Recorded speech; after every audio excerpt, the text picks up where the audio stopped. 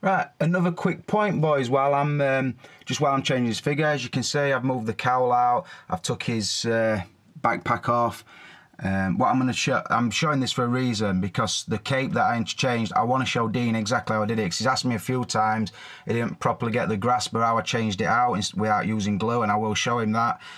Like I said, I've took the sticky bomb gun down. Now, a point I want to make with this figure, one of the nitpicks with this figure always, his neck is too thin or too long. Now, what I've always done with this figure to sort of get it looking more like screen accurate is, while I've got it stood, the hard plastic section that sort of connects to his shoulder pieces, his chest armour, his back armour, is a separate piece to the... It's like an hard material now. I understand it with rubber on the first ones, then obviously it's softer rubber on the arms and legs. What I do is I pull the chest up, not a massive amount, just maybe 0.5 centimetre, 5 millimetres, whatever you want to say. I pull it up, and that in turn takes the shoulder pads up, which gives the illusion that the neck is shorter. So that's what I do. The other reason I do that is because when I push that up, it takes the shoulder pads up, which in turn, another nitpick with this figure was that the armour on his arm didn't come down far enough away from the shoulder pad. Now, if I show you what happens in reverse if I pull that down, like I said, as that is now, is how I would have it, how I want the armour to sit. If I pull that down neat, oh, I didn't want to bend the figure, and pull it down into place where it would come, it sort of emphasises the neck more, and what it does, it pulls the pad down over the side armour. So like I said, whenever I'm repositioning it, I try and move it's hard to do one-handed, I move the pec armour up, which takes the shoulder armour up, and that is how I would do it. Now, while I've got him in that position, I just want to bring him down. Anybody who's got this figure knows that when you're reattaching his cape, it fits in that hole and that hole, same when you're putting his jetpack on. Now, in the original cape that came, let me just grab that. Sorry about my camera work there, boys. This is the original cape. Let me show it. I think firstly it was wrong material. I think it's a little bit too thick because they double layered it. It just never looked natural to me or most other people. But the reason I'm showing this cape is, on the inside of it, it had 2 plastic pegs, which I'm going to show you in a minute. And as you can see, that's been picked away now. And the pegs actually fit inside the cloth, and then they were stitched into place. And then what you would do is put the peg into the thing and sort of click it back. Same on the other side, and then the cape would sort of sit round him, kind of like that. It's like I say, it's hard to do without fucking about getting my tripod out. So that's how it would sit, with the material sort of pushed into those 2 holes. Anybody who's done it knows it's a bit of a bastard job to do. So when I got the material off Dean, when I originally changed it, what I did is, the cape had a slight cut in it, or a slight groove. I took the pegs out, I unpicked the stitching, and I swapped those pegs onto, this is now the velvet cape that Dean sent me. As you can see, different material, like a lycra on the inside, so it moves and hangs really nice. This is the one that I weathered, and this is the one that it were wearing last. Now, just to show you, they're the pegs that were inside the original.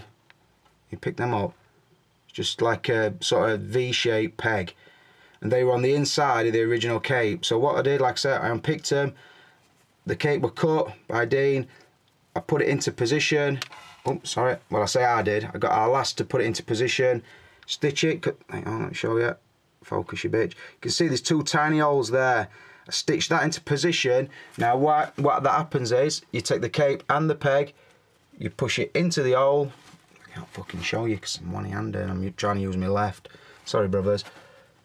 Push that down with the material and the peg into the hole, and then click it back, and it lays really naturally. Now what I did with this cape, because it was starting to fray around the edges, I actually laid it out, I trimmed it down a tiny bit. I can't really show you without laying this fucker down. If I show you here, what I did, I laid it down, I cut the arches into the edge of the cape, and then what I did, I sprayed around the edge with just a normal airspray, like that. And then I lit it, I set it on fire. I actually did it on kitchen floor. I set it on fire, and as quick as it caught fire, I put it out. So what it did, it singed the edge. But it did a really nice effect that if Batman had been out and he'd been running, his cape had been dragging through puddles or just the basic city street or whatever, then it would give a really nice weathered effect, and that's what I've got. Now, like I've said, I've got the new material, so I'm going to do another cape in a different size, because ideally what I want to do, in fact I'll show you this cape, ideally what I want to do is I want to put this cape on, which is what I'm going to do in a minute, and as the cape comes down the arm, I'm going to put a small hole in the arm of the cape and attach it to the wrist peg, so that if he puts his hand straight out, the cape will hold along his arm and sort of flap underneath him like a normal bat would do, because it's a look I've always wanted from it. So I hope that's clear. It probably isn't, but I've just tried to explain basically what I do to position the figure. So I'll put a slight pause in here and then I'll get back with you.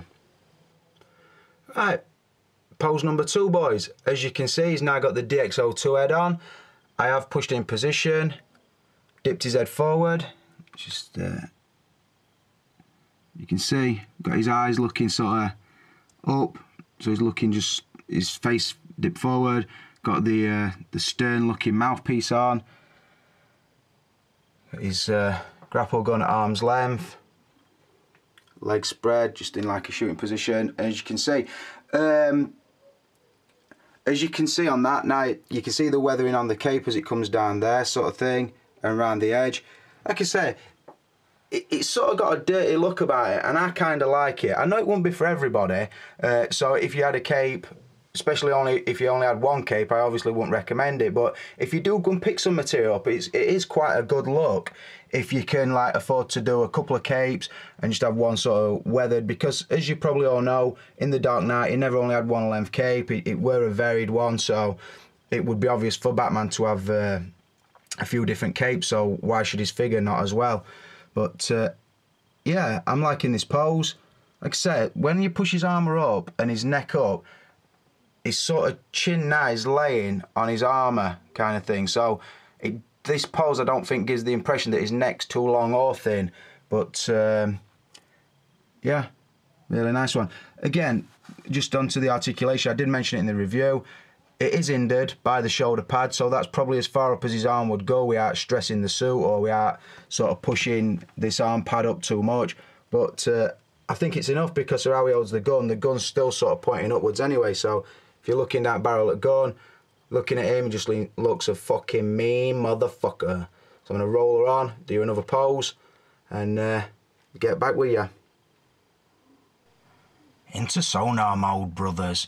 As you can see, all I'm using now is the light in his eyes, the light from his stand, and the light on the camera. So, you know, I've switched it out, got the sonar head on. That's looking fresh. Got him in a bit of a rooftop pose, getting ready for battle. If I pull away, and as we lose the light from the camera, all you'll basically see is the light from the stand and his eyes. And anybody who won't want that displayed in the cabinet, then I don't know what you want, because that is fresh. So what I'm going to do, I'm just going to back her right up, put the cabinet light back on, and take you back in, show you the pose when the lighted situation.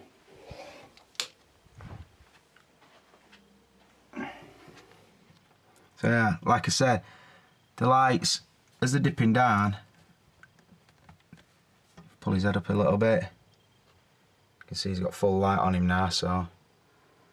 But yeah, just a, like I said, cheeky little rooftop scene pose, just getting ready to leap off and fuck somebody up.